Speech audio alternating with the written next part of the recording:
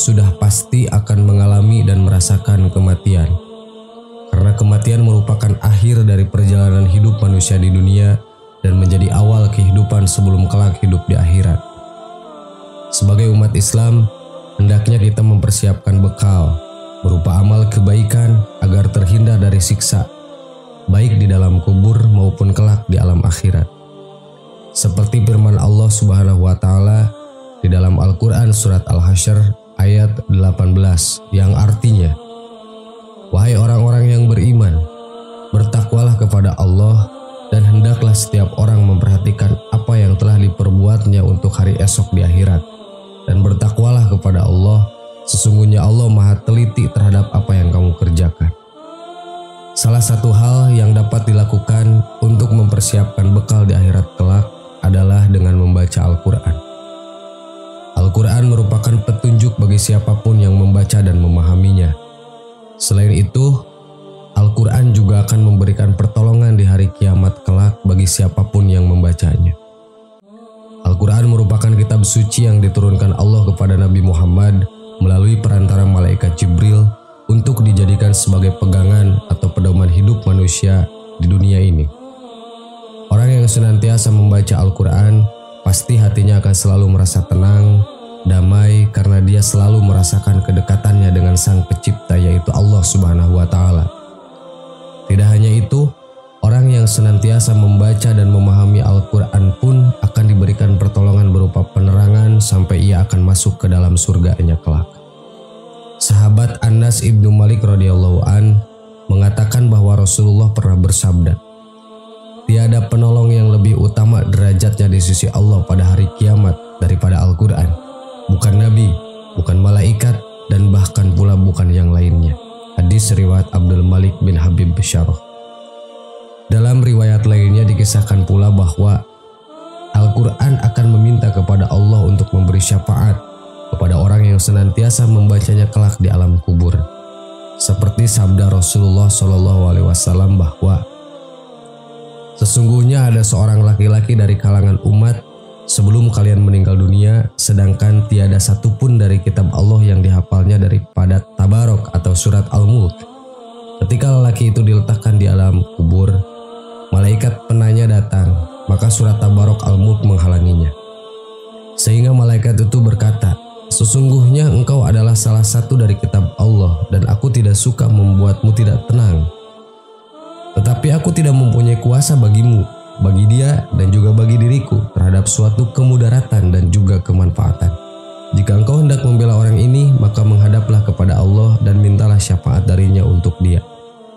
Maka surat itu berangkat menuju ke hadirat Allah dan berkata memohon, "Ya Tuhanku, sesungguhnya si Fulan dengan sengaja memilihku di antara kitabmu, lalu dia mempelajariku dan membaca serta menghafalkanku. Maka apakah engkau akan membakarnya dengan api, sedangkan aku berada di dalam rongganya? Jika engkau hendak mengazabnya, maka hapuskanlah terlebih dahulu aku dari kitabmu." Kemudian Allah Subhanahu wa Ta'ala menjawab, "Sekarang pergilah, sesungguhnya aku telah menyerahkan kepadamu dan aku memberi izin kepadamu untuk memberi syafaat baginya." Kemudian surat itu kembali dan mengusir malaikat Munkar dan Nakir. Lalu penghafal surat tersebut bangkit dengan keadaan senang hati karena tidak mengalami siksaan apapun dari malaikat tersebut. Kemudian surat itu meletakkan ke mulut lelaki itu dan berkata, "Selamat datang dengan mulut ini. Barangkali mulut ini senantiasa digunakan untuk membacaku. Dan selamat datang kepada dada ini. Barangkali dada ini senantiasa digunakan untuk memuatku. Dan selamat datang dengan kedua kaki ini. Barangkali kedua kaki ini senantiasa digunakan untuk berdiri membacaku." Surat tersebut menghibur lelaki tersebut di alam kuburnya karena merasa khawatir bila ia kesepian dan merasa ketakutan. Anas ibnu Malik radhiyallahu an melanjutkan bahwa setelah Rasulullah menceritakan ini, maka tidak seorang pun baik anak kecil atau orang dewasa ataupun budak atau orang yang merdeka melainkan mempelajari dan menghafalkannya. Dan Rasulullah memberi nama sebutan Al-Munjiyat, surat yang menyelamatkan.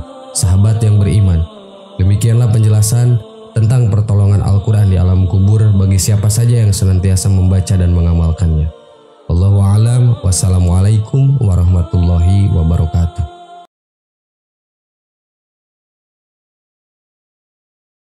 Bismillahirrahmanirrahim. Assalamualaikum warahmatullahi wabarakatuh. Sahabat yang beriman, surat Al-Fatihah adalah surat pembuka dari 114 surat yang terdapat di dalam Al-Quran. Surat ini termasuk surat Makkiyah karena diturunkan di Mekkah saat Nabi sebelum hijrah ke Madinah.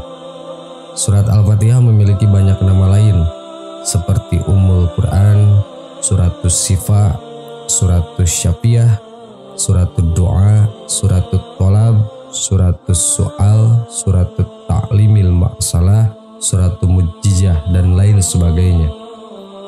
Surat Al-Fatihah sangat populer di kalangan umat Islam. Nyaris seluruh umat Islam hafal surat ini di luar kepala. Karena sebagai surat pembuka, juga karena hanya terdiri dari 7 ayat. Meskipun begitu, surat ini mencakup intisari ajaran-ajaran Al-Quran. Abu Sa'id Rafi Ibnul Mu'alla radhiyallahu an pernah bercerita. Abu Sa'id berkata, Rasulullah berkata kepadaku, maukah aku ajari sebuah surat paling agung dalam Al-Quran sebelum kamu keluar dari masjid nanti? Beliau pun berjalan sembari menggandeng tanganku. Tatkala kami sudah hampir keluar, aku pun berkata, wahai Rasulullah, engkau tadi telah berkata, aku akan mengajarimu sebuah surat yang paling agung dalam Al-Quran. Maka beliau bersabda, surat itu adalah Alhamdulillahirabbil alamin atau surat Al-Fatihah. Itulah Sab'ul Masyani, 7 ayat yang sering diulang-ulang dalam sholat, serta Al-Quran Al-Azim yang dikaruniakan kepadaku, hadis riwayat Bukhari. Tentu saja banyak sekali keutamaan dalam surat Al-Fatihah. Sebagai contoh, kami akan mengisahkan kisah nyata seseorang yang sering mengamalkan surat Al-Fatihah dan langsung merasakan keajaibannya. Kisah nyata keajaiban surat Al-Fatihah atau amalan dahsyat pelancar rezeki. Kisah nyata ini dialami oleh Pak Gonim yang di PHK dari pekerjaannya.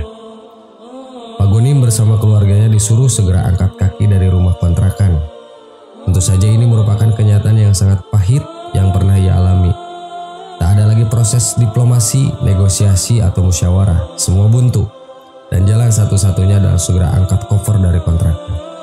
Sebab Pak Siregar atau pemilik kontrakan harus segera menyerahkan rumah yang ditempati Pak Gonim itu kepada pihak bank sebagai konsekuensi dari ketidakmampuannya membayar hutang.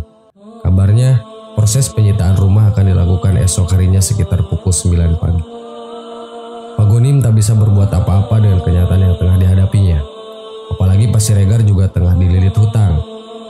Dengan penuh kesedihan, Pak Gonim dan istrinya juga 3 buah hatinya yang masih kecil. Anak pertama duduk di kelas 3 SD, anak kedua masih kelas 1 SD, dan ketiga masih balita. Segera membereskan rumah dan mengepak barang-barang yang bisa dibawa.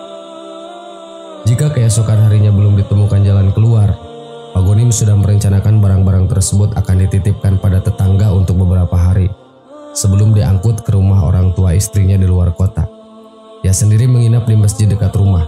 Kebetulan ia sering ke masjid dan sudah kenal baik dengan ketua DKM di sana. Malam harinya, Pak Gonim tidak jadi berangkat ke masjid karena melihat sang istri tidak henti-hentinya menangis. Sangat wajar karena kejadian itu di luar dugaan.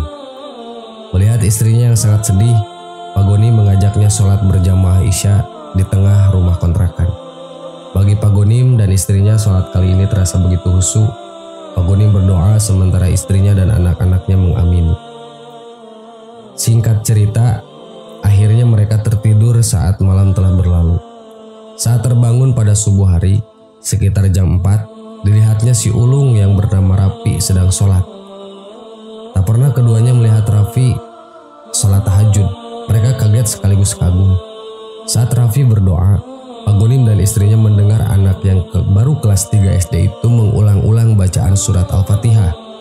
Mungkin ratusan kali atau bahkan lebih, sambil mengadahkan tangan ke atas. Rafi tidak membaca doa apapun selain Al-Fatihah. Selesai sholat, Rafi berkata pada ibunya, Bu, Rafi pernah mendengar dari Pak Ustadz kalau Allah senang mendengar surat Al-Fatihah. Rafi baru ingat tadi malam. Ya udah, Rafi minta sama Allah dengan Al-Fatihah itu supaya tidak jadi pergi dari sini. Mendengar penuturan Rafi yang masih kecil itu, ibunya hanya mengiyakan dengan mata berkaca-kaca. Iya, semoga saja nak, jawab sang ibu. Tadi sangka, Selepas sholat subuh, ponsel jadul milik Pak Gonim berdering. Ternyata Pak Mugni, mantan bosnya di kantor, menelpon. Mereka berbincang agak lama. Perbincangan itu seperti mengabarkan kebahagiaan. Itu terlihat dari perubahan air muka Pak Gonim yang tadinya kuyup menjadi cerah kembali, penuh cahaya kebahagiaan. Setelah lama bincang-bincang dengan Pak Mugni, Pak Gonim segera menghampiri istri dan anak-anaknya. Ia pun merangkul Raffi dengan mata berkaca-kaca. "Doamu dikabulkan, Nak. Alhamdulillah, hari ini kita jadi pindah dari sini. Tapi pindahnya ke rumah yang lebih bagus dari rumah ini," kata Pak Gonim. Mantan bosnya yang bernama Pak Mugni itu menawarkan pekerjaan baru, yaitu mengurus salah satu villa miliknya yang baru direnovasi. Villa itu terbilang mewah, luas, dan letaknya sangat strategis. Ketika Pak Gonim mengungkapkan kondisi yang tengah dialaminya, mantan bosnya itu langsung menyuruhnya untuk segera pindah. Sungguh sangat ajaib. Maha besar Allah dengan segala firman-Nya. Allah menolong Pak Gonim dan keluarganya lewat perantara surat Al-Fatihah. Sahabat yang beriman, itulah kehebatan surat Al-Fatihah. Wallahu a'lam. Assalamualaikum warahmatullahi wabarakatuh.